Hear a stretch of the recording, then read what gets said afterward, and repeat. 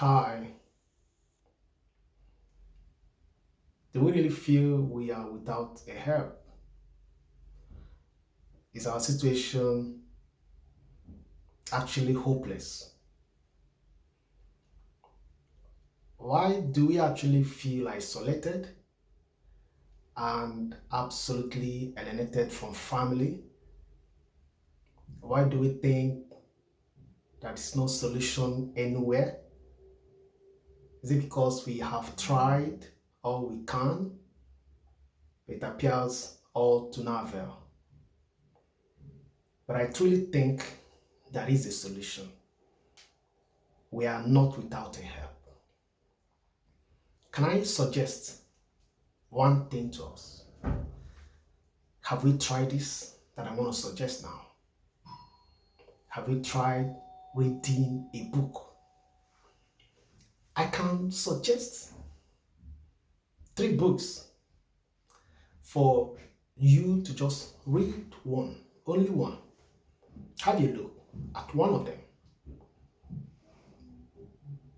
and find out whether the burning questions we've been asking can actually be answered. One of these books, one of these books is The Purpose Driven Life. It's written by Rick Warren.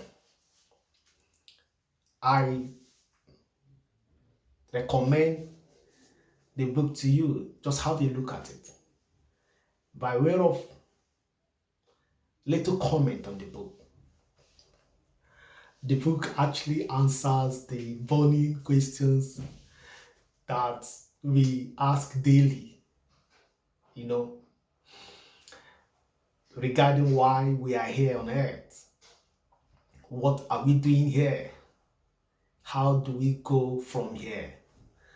You know, the book also points us to God's purpose for our life, you know, how we can realize those purpose and live each day to accomplish the main reason why we're here. So I want to remind us that we are created, you know, we all are made for God's pleasure. And if we are God's invention, to understand, the invention, we need to ask the inventor, which is God. We need to ask him for the manual. And from there, I think we can make a headway. Have a look at that book. For those of us who would like to have a look at another book that is so interesting, that is The Disconnected Generation. The Disconnected Generation. It is written by Josh McDowell. I encourage you to please read that book. It is so inspirational, so informative, so educative. By way of comment, the book shows parents, and teachers, youth teachers, Sunday school teachers, lecturers, captains of industries, employers, how to understand and close the isolation gap, between the young and the old, to form more nurturing, enduring relationship that can actually withstand the test of time, that can withstand the societal and cultural influences that we see around. You need to have a look at that book because the author places a strong role on parents, adults, teachers, to be helping the young ones.